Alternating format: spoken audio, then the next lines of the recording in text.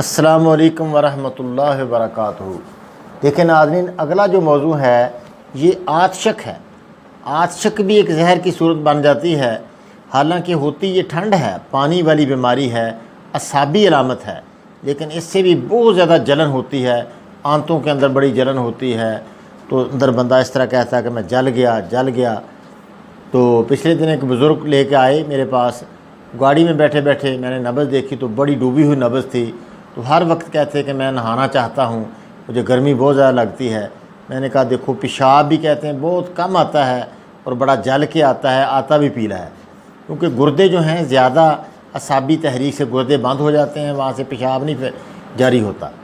تو ایسی صورت میں نا تو یہ اکسیر آتشک جو ہے یہ دی جائے، تو یہ دراصل ایک اعصابی زہر ہے، عضلات کو تحریک دینا اصل ہے۔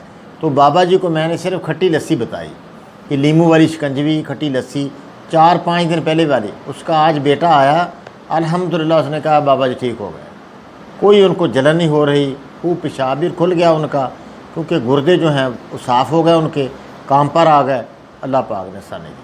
اگلا موضوع انشاءاللہ ہم گردوں کی خرابی پر بھی ابھی بتائیں گے آپ کو، یہ میں موضوع پورا کر لوں۔ تو اس میں اکسیر آتشک کے لیے پہلے بھی ہم نے ایک یہ بتایا تھا، یہی اپنا یہ چیز ہے۔ تو اس میں آپ نے سنکھ، اس میں مردہ سنگ ہوتا ہے، مردہ سنگ یہ 10 گرام لے لیں آپ، رال سفید 100 گرام لے لیں، ماجو لے لیں 100 گرام لے لیں، کشتہ سنکھ 50 گرام لے لیں، کت سفید 100 گرام لے لیں، یہ چنے برابر گولی بنا لیں، یا 500 ملی والے کیپسول بھر لیں، یہ صبح اور شام ایک کیپسول دیتے جائیں۔ زبردست یہ آتشک جو اعصابی جلن ہے، اس کو یہ الکلائن جلن، اس کو دور کرنے کے لیے ایک بہترین چیز ہے، یہ آپ کچھ دن دے دیں تو اس سے انشاءاللہ بے حد فائدہ ہوتا ہے۔ یہی چیز ہم سیلان، جو بچیوں کا سیلان ہے، اس کے لیے بھی ہم یہی دیتے ہیں، کچھ دن 10-15 دن ہم دے دیتے ہیں۔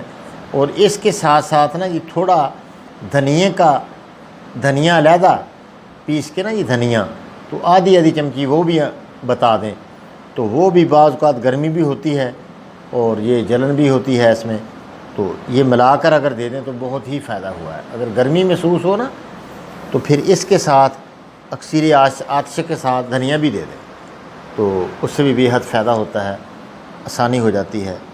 السلام علیکم ورحمۃ اللہ وبرکاتہ۔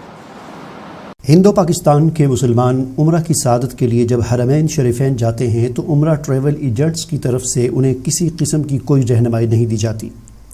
ایسے میں ایک عام مسلمان تو عام مسلمان ہے، ایک پڑھا لکھا دیندار آدمی بھی پہلی بار پریشان ہو جاتا ہے۔ پھر پہلی بار عمرہ پر جانے کے بعد احساس ہوتا ہے کہ مجھے یہ بھی کرنا چاہیے تھا اور وہ بھی کرنا چاہیے تھا۔ ان تمام مسائل کے حل کے لیے ہم نے حج عمرہ گائیڈنس کے نام سے اپلیکیشن تجرباتی بنیادوں پر لانچ کی ہے، جس کو بہتر سے بہتر کرنے کی کوشش کی جا رہی ہے۔ اگر آپ یا آپ کا کوئی عزیز عمرہ کی ادائیگی کے لیے جا رہا ہے تو پلے اسٹور پر موجود اس نام اور لوگو والی اس ایپ کو اپنے موبائل میں انسٹال کر لیں۔ یہ ایپ آپ کو بہت گائیڈ کرے گی۔ حرمین میں مجھے دعاؤں میں ضرور یاد رکھیں اور اس ایپ کی بہتری کے لیے بھی دعا کریں۔ جزاک اللہ خیرہ۔